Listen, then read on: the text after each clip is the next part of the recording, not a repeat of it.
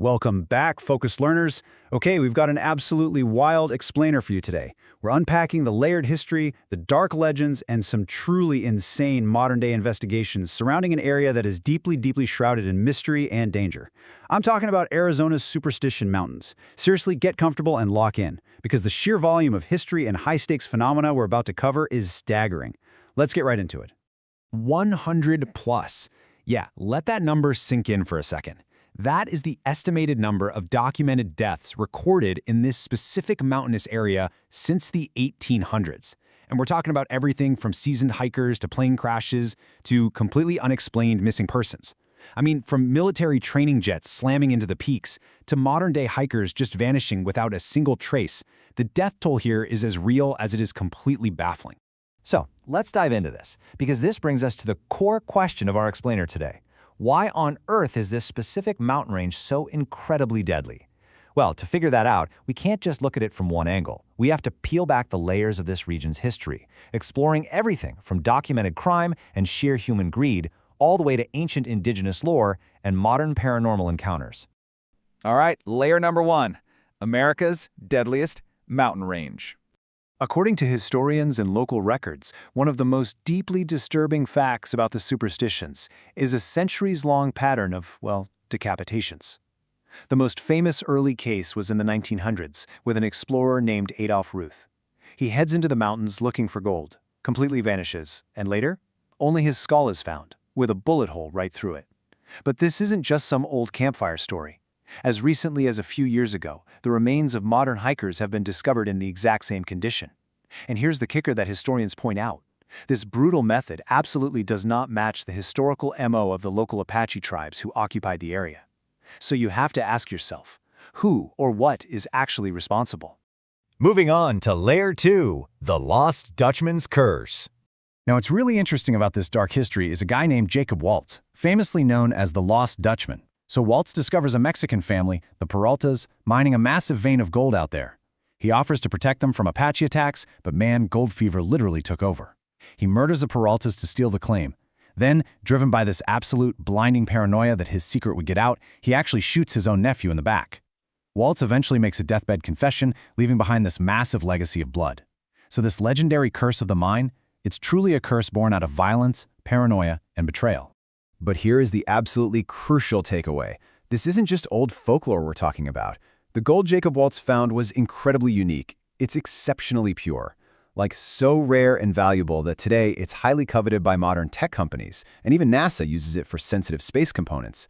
This immense, very real, very tangible value is exactly what continues to lure prospectors to their deaths out in these treacherous mountains to this very day.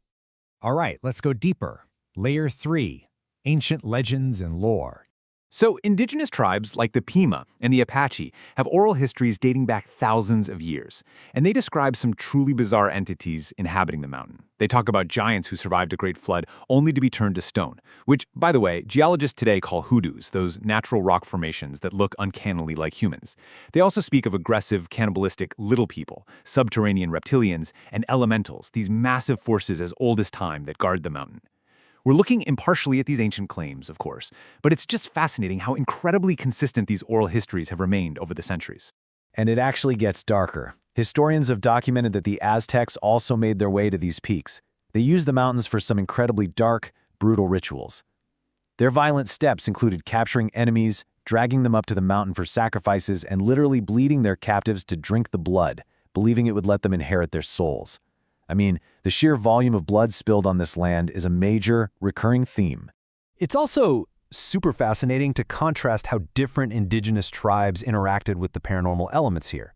The Navajo, for instance, deeply feared skinwalkers, which their lore describes as dark, shape-shifting entities conjured up through witchcraft. Now, in contrast, the Apache maintained this really strange sort of alliance with the flesh-eating little people, even though they feared them immensely, after literally watching them swarm and attack a rival Navajo brave in battle. These distinct historical perspectives really show a shared, deep-seated terror of whatever inhabits that mountain. Which brings us to Layer 4, UFOs and secret portals. Let's see how this builds. 2,000 miles. Yeah, You heard that right. According to local historians, that is how far an underground tunnel stretched when an Arizona State University geologist used sonar to map a massive cavern a full mile beneath the Superstitions. And guess what? Shortly after this incredible discovery was made, the government reportedly swooped right in and completely shut the program down. And this brilliantly illustrates the high-stakes cover-ups that locals and paranormal investigators are reporting right now. Beyond shutting down the ASU tunnel study, locals talk about seeing massive Chinook helicopters flying in to scoop up not just crashed UFOs, but all the contaminated dirt around them. Civilian researchers claim they've been stalked by Black Hawk helicopters, and in one case, military police literally raided an investigator's home and wiped all their hard drives completely clean. There is a very heavy, very intimidating presence guarding whatever is hiding in those mountains. Okay, finally, Layer 5, the museum ghost hunt.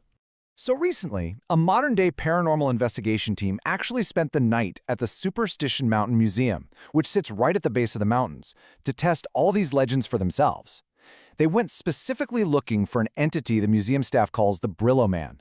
This bizarre, terrifying figure is described as a 7 to 8 foot tall protector spirit.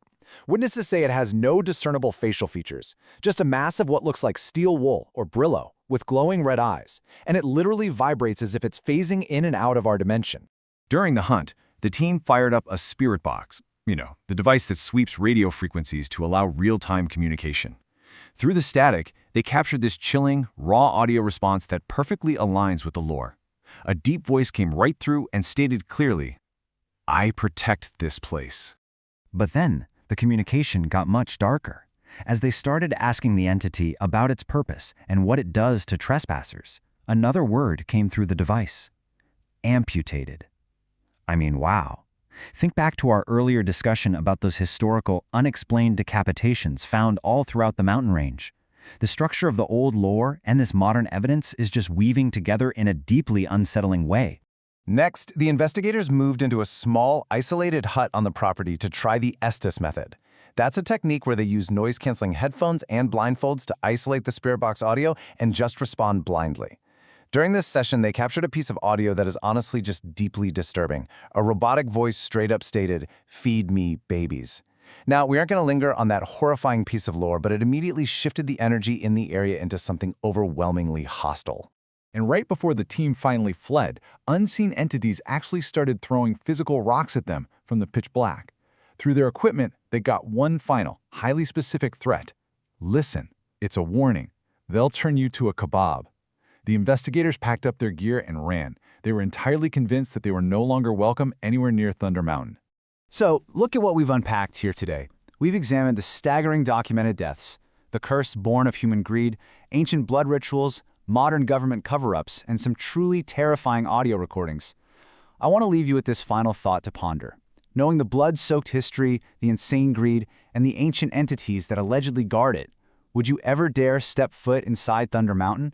Thank you so much for joining me for this explainer, Focus Learners. Keep asking big questions, keep looking closely at the evidence, and I'll see you next time.